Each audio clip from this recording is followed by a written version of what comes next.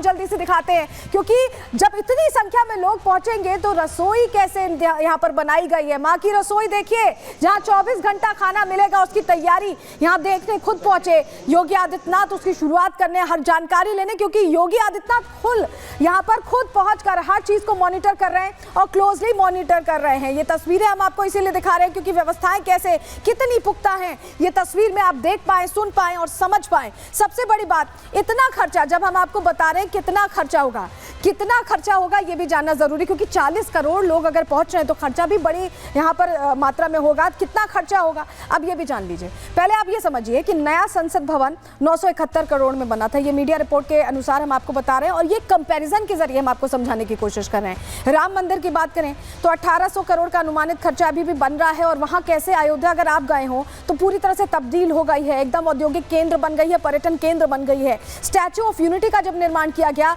तो 3000 करोड़ का खर्चा आया और उसके बाद वो पूरा इलाका कैसे एक औद्योगिक केंद्र, पर्यटन स्थल में बदल गया, ये भी आपने देखा। और अब कुंभ की बात कर लीजिए, कुंभ में 6382 करोड़ का खर्चा होगा, ऐसा एक अनुमानित रिपोर्ट यहाँ कह रही है। लेकिन जब इतना खर्चा हो रहा है और 6382 करोड़ के खर्चे के बाद यहाँ कितना एक तरह से कहीं स्कोप है अर्थव्यवस्था को बूस्ट देने का, ये भी अब आपको चलिए जानकारी जल्दी से आपके हम सामने रखते हैं और आपको बताते हैं, क्योंकि ये जो खर्चा हो रहा है ये हमें एक अलग आयाम पर ले जाने वाला है, यूपी को और ज्यादा विकास से जोड़ने वाला है। कैसे, समझिए।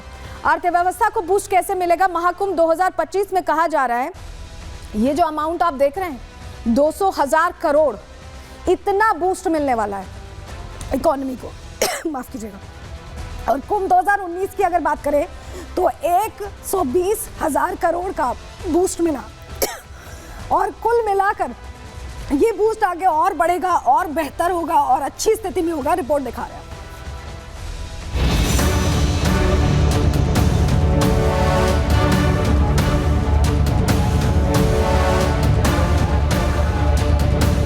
जो भाव 1 वर्ष पहले अयोध्या के लिए था, आज वो प्रयागराज के लिए है।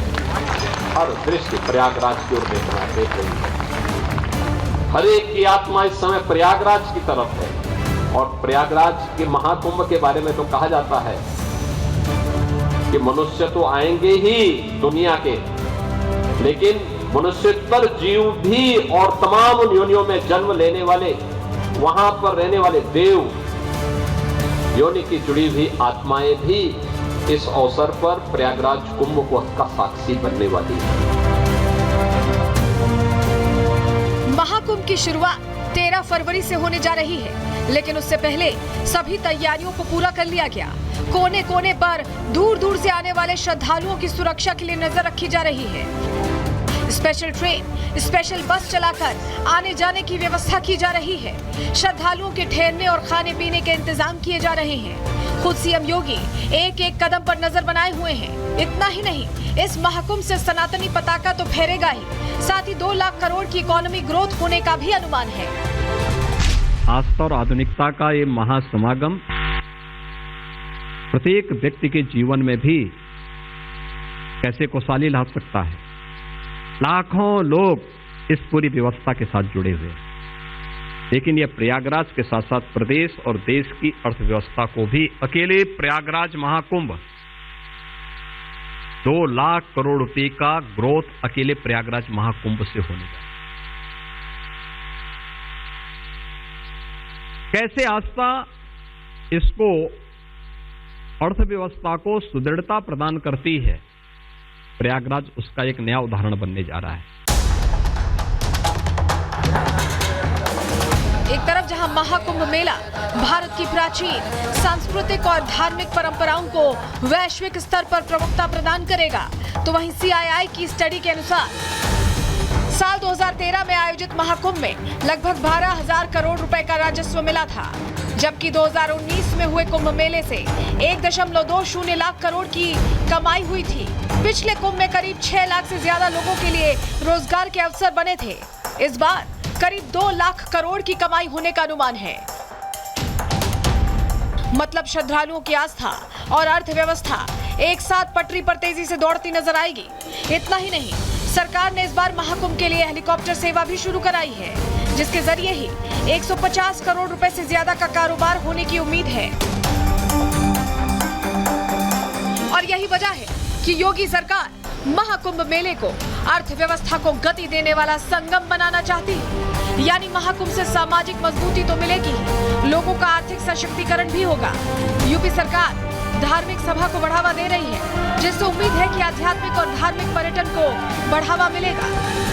महाकुंभ को लेकर के सारी तैयारियां परिपूर्ण हो गई हैं। यातायात के साधनों से लेकर के आवागमन, सुरक्षा व्यवस्था, साफ सफाई, स्वास्थ्य, सारी व्यवस्थाएं चाक चौबंद हो गई हैं। महाकुंभ का दिव्य अलौकिक नज़ारा दुनिया देखने के लिए उत्सुक है और हमारी सरकार ने सारी जो क्रियाकलाप है उनको पूर्ण कर लिया है। महाकुंभ के अवसर पर जो देश दुनिया से साधु संत महात्मा ऋषि मुनि आए हैं, सभी से मिलकर उनका आशीर्वाद ले रहे हैं और महाकुंभ में उनके आने के लिए उनका आभार प्रकट कर रहे हैं। और ये हम सबकी जिम्मेदारी है कि महाकुंभ में जो हमारे साधु संत पधारे हैं उनको कहीं कोई दिक्कत न हो, सुव्यवस्थित उनका कार्यक्रम संपन्न हो, उसके तहत हम सबका आशीर्वाद ग्रहण करें। हालांकि अभी भी कुछ ऐसे राजनीतिक दल हैं जो कुंभ में हो रहे खर्चे को लेकर सवाल उठा रहे हैं, लेकिन योगी सरकार इन आरोपों के बाद भी अर्थव्यवस्था को बूस्ट करने वाले और सनातनी आस्था को दुनिया के कोने कोने में पहुंचाने वाले महाकुंभ मेले को भव्य, दिव्य और अलौकिक बनाने में जुटी है। Bureau report, Republic Bharat. वहीं यूपी सरकार में मंत्री ओपी राजभर कह रहे हैं कि इससे बूस्ट मिलने वाला है, इकोनॉमी में और बेहतरी होने वाली है। सुनिए जरा। चश्मे का पावर थोड़ा दूर वाला बनवाइए, तब आपको दिखाई देगा। वो नहीं वो देखते हैं कि रोजगार एक जगह फैक्ट्री या कोई खुलता है, मंदिर ही बना है। आज हम करें महाकुंभ की चर्चा कर लें, आज महाकुंभ से हम करें लाखों लोगों को रोजगार मिलेगा। वहां से जब से काम चालू हुआ है, काम हो रहा है, तो मजदूर तबका काम कर रहा है, अधिकारी काम कर रहे हैं, सारे लोग लगे हैं काम कर रहे हैं, तो कहीं ना कहीं एक रोजगार सृजित हो रहा है। ये नहीं समझ में आ रहा है कि वहां रोजगार भी है। भाई हम कह रहे कि माली अगर माला भी वहां व्यवस्था कर रहा है तो वो भी तो कारोबार है, उसका भी तो कारोबार है। जो किसान खेत में फूल उगा रहा है, उस फूल उगाने वाले किसान को भी तो प्रॉफिट है, वहां तो नहीं देख रहे हैं। और उस घर में जो धागे में माला फूल को गुथता है, वो भी तो आमदनी उसकी हो रही है, वहां तक तो नजर नहीं है। नजर खाली है कि महाकुंभ सही नहीं हो रहा है, गड़बड़ हो रहा है। अरे भैया, जब आपकी सरकार थी, आप अपनी सरकार में देख लीजिए कि हमने क्या किया था, आज क्या हो रहा है। इसी पे तुलना कर लीजिए तो समझ में आ जाए।